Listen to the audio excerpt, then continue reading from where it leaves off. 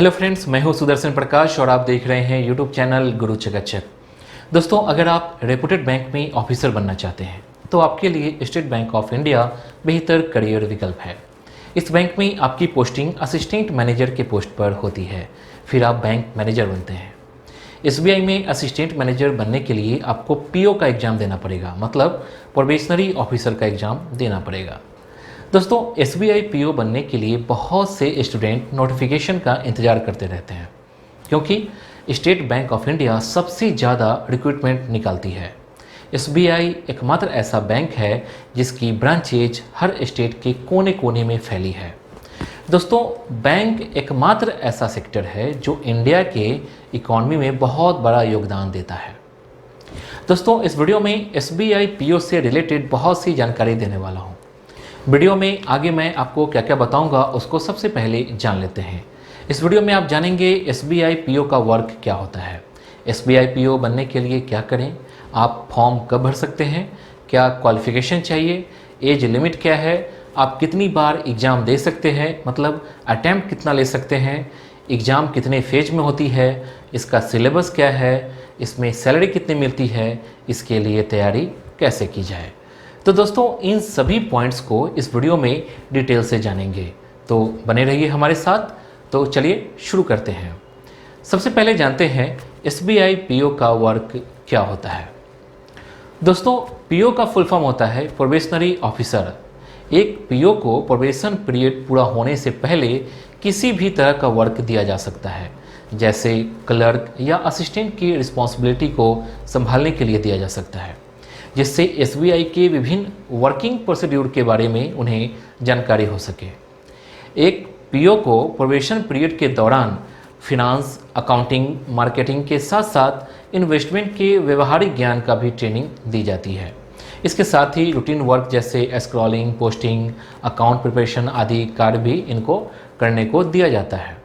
Probation period पूरा होने के बाद एसबीआई पीओ को किसी भी शाखा में असिस्टेंट बैंक मैनेजर के रूप में नियुक्त किया जाता है, जिसके बाद वे बैंक मैनेजर बन जाते हैं। नेक्स्ट है एसबीआई पीओ बनने के लिए क्या करें। दोस्तों, एसबीआई पीओ बनने के लिए सबसे पहले आपको एसबीआई का ऑनलाइन फॉर्म अप्लाई करना होगा। आप ध्यान रखें कि जब भी एसबीआई पीओ की वैकेंसी का नोटिफिकेशन निकलता है तो आप उसके अनुसार फॉर्म अप्लाई कीजिए, जिसके बाद आप एग्ज़ाम देकर और उसमें क्वालिफाई होकर पीओ बन सकते हैं। इसके बाद आता है आप फॉर्म कब भर सकते हैं। दोस्तों, स्टेट बैंक ऑफ इंडिया प्रत्येक वर्ष पीओ की वैकेंसी निकालती है। अगस्त से अक्टूबर महीने में इसका ऑनलाइन रिक्रूटमेंट निकलता है। फॉर्म अप्लाई करने के लिए लगभग 21 दिनों का टाइम मिलता है, मतलब 21 डेज का। इस एग्ज़ाम का फॉर्म अप्लाई करने के लिए जनरल, ईडब्ल्यूएस और ओबीसी को 750 रुपये लगते हैं। वहीं एससी, एसटी और पीडब्ल्यूडी को फॉर्म फी में छूट है, यानी इन्हें फॉर्म भरने में फ़ी नहीं लगती है। इसके बाद जानते हैं क्वालिफ़िकेशन क्या चाहिए। दोस्तों, एसबीआई पीओ बनने के लिए आपको किसी भी सब्जेक्ट से ग्रेजुएट होना कंपलसरी है। परसेंटेज की कोई रिक्वायरमेंट नहीं है। जो कैंडिडेट ग्रेजुएशन के लास्ट ईयर में है वह भी इसका फॉर्म अप्लाई कर सकते हैं, लेकिन ध्यान यह रखना होगा कि इंटरव्यू से पहले ग्रेजुएशन पास कर लेना होगा, क्योंकि इंटरव्यू में उनको अपने ग्रेजुएशन का सर्टिफिकेट दिखाना भी पड़ सकता है। इसके अलावा कैंडिडेट को कंप्यूटर का भी नॉलेज होना चाहिए, क्योंकि एक पीओ को अपना ज़्यादातर काम कंप्यूटर पर ही करना होता है, इसलिए जानकारी रहने पर वह काम को आसानी से कर सकता है। दोस्तों, वीडियो अच्छी लग रही है तो लाइक जरूर कीजिए। चलिए अब जानते हैं एज लिमिट क्या है। दोस्तों, एसबीआई पीओ बनने के लिए जो उम्र सीमा निर्धारित है वह है 21 से 30 वर्ष। वहीं जो कैंडिडेट रिजर्व कैटेगरी में आते हैं उनको उम्र सीमा में कुछ छूट भी मिलती है, जैसे एससी, एसटी को उम्र सीमा में 5 साल की छूट मिलती है, तो ओबीसी को 3 साल की छूट मिलती है। पीडब्ल्यूडी, एससी, एसटी को 15 साल की छूट मिलती है। वहीं पीडब्ल्यूडी, ओबीसी को 13 वर्ष की छूट मिलती है। पीडब्ल्यूडी, जनरल और ईडब्ल्यूएस को 10 साल की छूट मिलती है। तो वहीं एक्स सर्विसमैन को उम्र सीमा में 5 साल की छूट मिलती है। अब जानते हैं एग्ज़ाम देने के लिए अटैम्प्ट कितना ले सकते हैं। दोस्तों, एसबीआई पीओ बनने के लिए आप बार बार एग्ज़ाम नहीं दे सकते। इसके लिए अटैम्प्ट का निर्धारण कैटेगरी वाइज किया गया है, जो इस प्रकार है। जनरल और ईडब्ल्यूएस कैटेगरी के स्टूडेंट 4 अटैम्प्ट दे सकते हैं। तो ओबीसी और OBC PWD 7 attempt, general PWD EWS PWD 7 attempt दे सकते हैं। वहीं एससी एसटी कैटेगरी के कैंडिडेट उम्र सीमा समाप्त होने तक इसका एग्ज़ाम दे सकते हैं, यानी इन्हें अटैम्प्ट की कोई बाध्यता नहीं होती है। दोस्तों यहाँ एक बात ध्यान रखिए कि अटैम्प्ट का काउंट सिर्फ मेंस एग्ज़ाम के लिए होता है, प्रीलिम्स एग्ज़ाम का अटैम्प्ट काउंट नहीं होता। यानी प्रीलिम्स एग्ज़ाम आप उम्र सीमा समाप्त होने तक कई बार दे सकते हैं, जबकि मेंस एग्ज़ाम लिमिट अटैम्प्ट तक ही दे सकते हैं। यहाँ तक तो आपको कोई कन्फ्यूजन नहीं है, आप हमें कमेंट कर कोई भी क्वेश्चन पूछ सकते हैं। नेक्स्ट है, एग्ज़ाम कितने फेज में होती है। दोस्तों यह एग्ज़ाम 3 फेज में होता है। फर्स्ट एग्ज़ाम है प्रीलिम्स, सेकेंड है मेंस और थर्ड है इंटरव्यू। प्रीलिम्स एग्ज़ाम पास करने के लिए एक सिक्योर मार्क्स लाने होते हैं, तभी आप मेंस एग्ज़ाम में बैठ पाएंगे। ध्यान रखिए दोनों एग्ज़ाम ऑनलाइन मोड में होते हैं। इन दोनों एग्ज़ाम के बाद इंटरव्यू होता है, इसके बाद सफल कैंडिडेट्स का रिजल्ट जारी होता है। दोस्तों यहाँ आपको एक बात और बता दूँ कि इंटरव्यू वाले फेज में हो सकता है कि आपसे सिर्फ इंटरव्यू ही लिया जाए या फिर इंटरव्यू और ग्रुप डिस्कशन दोनों हो सकता है। यह डिपेंड करता है एसबीआई के ऊपर। चलिए अब जानते हैं सबसे इम्पॉर्टेंट पॉइंट को, इसका सिलेबस क्या है। दोस्तों किसी भी एग्ज़ाम को क्रैक करने में सबसे अहम भूमिका सिलेबस का ही होता है। अगर आप सिलेबस को अच्छे से समझ गए तो आप एग्ज़ाम को फर्स्ट अटैम्प्ट में ही क्वालिफाई कर पाएंगे। तो चलिए जान लेते हैं इसके सिलेबस को। सबसे पहले जानते हैं प्रीलिम्स एग्ज़ाम के सिलेबस को। इसमें 3 सेक्शन से सवाल पूछे जाते हैं और सभी के लिए सेपरेट टाइम मिलता है। एग्ज़ाम में कुल 100 क्वेश्चन होते हैं 100 मार्क्स के। एग्ज़ाम में ऑब्जेक्टिव टाइप के प्रश्न रहते हैं जिसे सॉल्व करने के लिए आपको टोटल टाइम मिलता है 60 मिनट।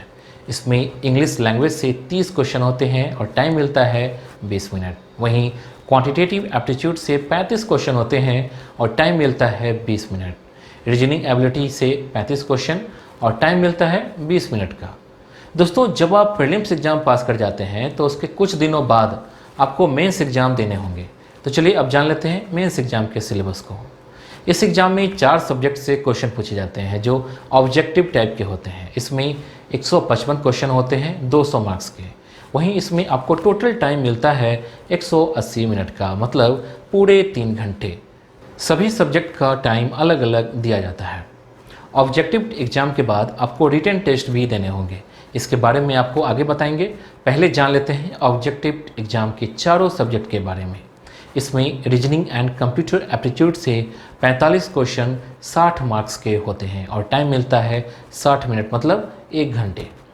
इसके बाद आता है डेटा एनालिसिस एंड इंटरप्रिटेशन से 35 क्वेश्चन 60 मार्क्स के होते हैं और टाइम मिलता है 45 मिनट।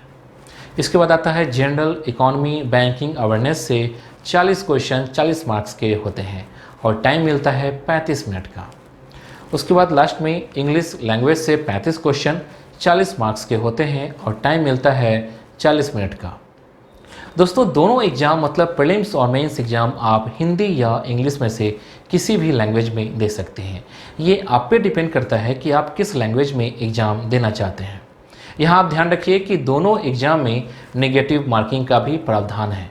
हर 4 गलत आंसर पर 1 नंबर काट लिए जाते हैं। ऑब्जेक्टिव एग्ज़ाम के बाद डिस्क्रिप्टिव टेस्ट लिया जाता है। यह इंग्लिश लैंग्वेज का टेस्ट होता है जिसमें सिर्फ 2 क्वेश्चन होते हैं। इसमें लेटर और ऐसे लिखना होता है जो कुल 50 मार्क्स का रहता है। इस टेस्ट के लिए आपको 30 मिनट का टाइम मिलेगा। दोस्तों जब आप प्रीलिम्स और मेंस एग्ज़ाम पास कर जाते हैं उसके बाद आपको इंटरव्यू के लिए कॉल किया जाता है।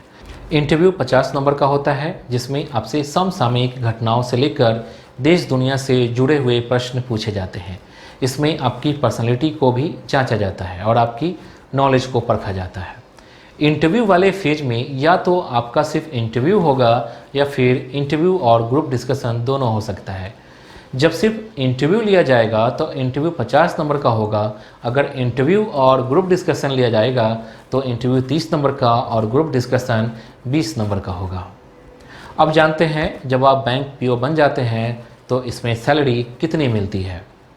दोस्तों एक बैंक पीओ की सैलरी काफ़ी स्टैंडर्ड सैलरी होती है। इन्हें बेसिक पे के साथ महंगाई भत्ता, विशेष भत्ता, एचआरए और सीसीए के साथ साथ चिकित्सा भत्ता भी मिलता है।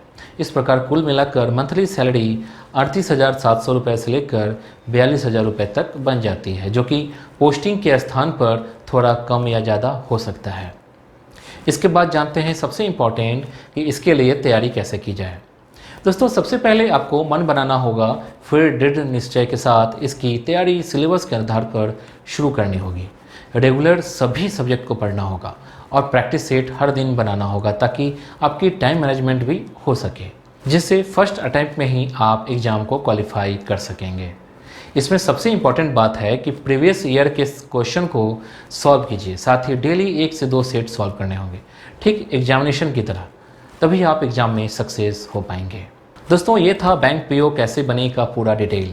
उम्मीद है कि यह वीडियो आपको पसंद आई होगी। दोस्तों के साथ ये वीडियो शेयर जरूर कीजिए ताकि उनको भी इसके बारे में पता चल सके। वीडियो को लाइक और चैनल को सब्सक्राइब जरूर कीजिए। Thank you.